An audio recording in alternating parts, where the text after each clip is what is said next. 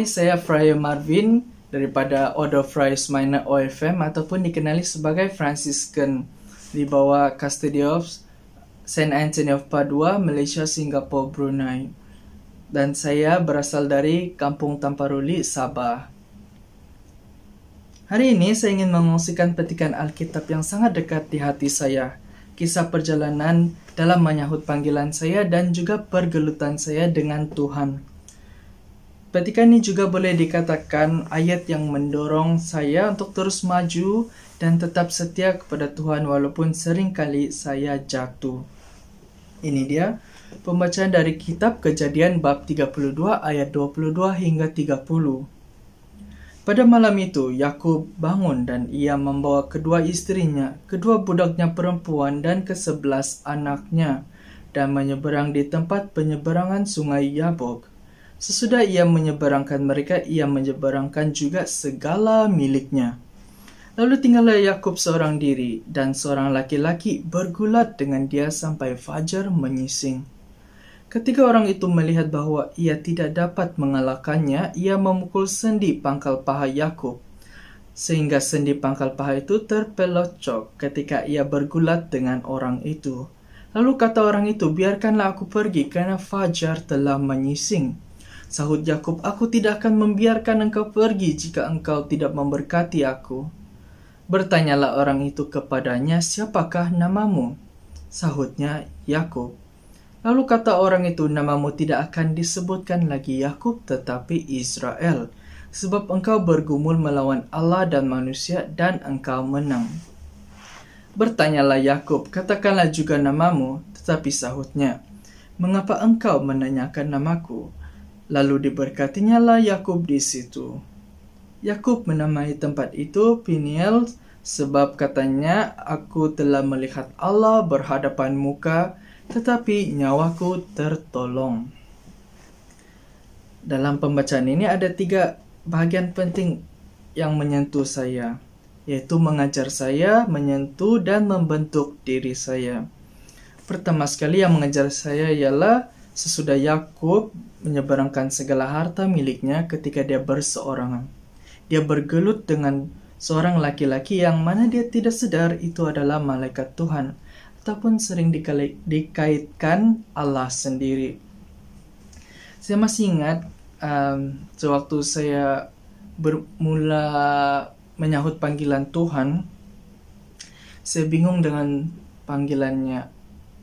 Sebab saya tidak pernah pun terpikir untuk menjadi seorang religious. Dan satu masa itu bila Tuhan sudah buka jalan untuk saya yang memang nampak betul jalan itu. Tetapi bila saya sudah mula memasuki jalan itu, tidak lama jalan itu ditutup. Macam jalan itu terputus, tidak dapat dihubung. Saya pun yang sedih lah. "Tuhan, kau panggil saya, tapi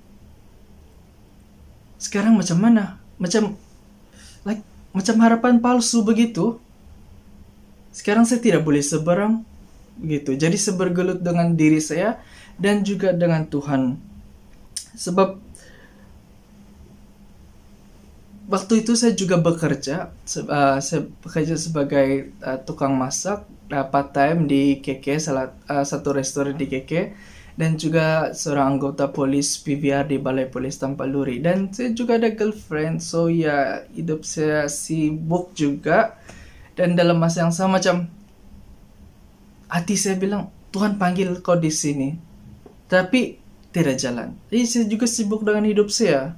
Jadi macam itulah pergelutan saya dengan Tuhan yang tiada jalan yang jelas sudah. Dan bila saya berhenti seketika, saya bilang, "Oke, stop. Saya tidak boleh sudah terima ni.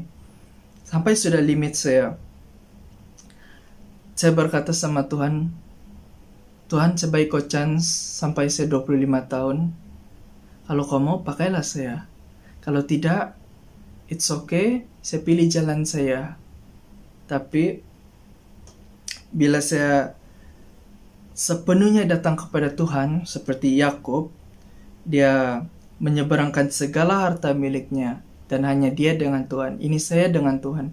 Bila saya pergi morning mass di Carmelite KK, atau masa tu, pembacaan pagi tu, the first reading, sakitnya tu, dia punya kata, pembacaan itu menusuk saya punya jiwa raga saya. Dan sepanjang misa itu saya menangis. Di situlah saya dengan Tuhan sejak saya rasa. Padahal banyak lah orang sekeliling saya, dan malu juga lah badan. Saya tidak boleh tahan air mata saya. Itulah yang saya belajar yang pertama. Dan apa yang menyentuh saya dalam pembacaan ini ialah aku tidak akan membiarkan engkau pergi jika engkau tidak memberkati aku. Gitu juga dengan saya. Saya bilang, Tuhan macam mana nih? Setiap hari saya berdoa, minta berkat dengan Tuhan. And lepas tu, bila saya sadar, berkat yang saya terima bukan hanya untuk diri saya, tetapi untuk keluarga saya juga. Tuhan memberkati keluarga saya dengan keperluan mereka, yang mana menjadi kerisauan saya juga pada waktu itu sebagai anak yang pertama. Seriously, berkat yang saya terima ialah jambatan yang Tuhan bina untuk sampai kepada saya dan saya kepada dia. Saya melimpas jalan yang runtuh itu melalui jambatan yang saya sedar dia yang membentuk jambatan itu, tetapi bukan saya. Dan saya belajar dari itu bahwa diberkati bukan berarti saya akan terlepas dari segala masalah yang akan datang. Tetapi saya mulai melihat yang sebenarnya Tuhan berjalan dengan saya dan mengajar saya apa itu arti hidup. Seperti Yakub katakan, aku telah melihat Allah berhadapan muka, tetapi nyawaku tertolong. Pergelutan saya dengan Tuhan, perselisihan faham antara kami bukanlah menghancurkan hubungan saya dengan Tuhan, tetapi mengeratkan lagi. Sebab dengan berdoa, pertanyaan, kerisauan, dan segala feelings, rasa dalam hidup saya serahkan dengan dia dan ingin mencoba memahami jalan Tuhan. Itu rupanya yang menguatkan diri saya dan mengeratkan hubungan kami lagi. Karena itulah sifat kita sebagai seorang manusia, saya rasa. Saya percaya kita lebih memerlukan bukti ataupun sesuatu yang boleh dilihat untuk mempercayai. Seperti Rasul Thomas, sebelum saya melihat dan meletakkan jari saya, maka saya tidak akan percaya. Sebab itulah setiap kali saya mendengar pembacaan ini membuat saya tersenyum, mengingat peristiwa yang lepas, nampak lucu dan juga kurang matang.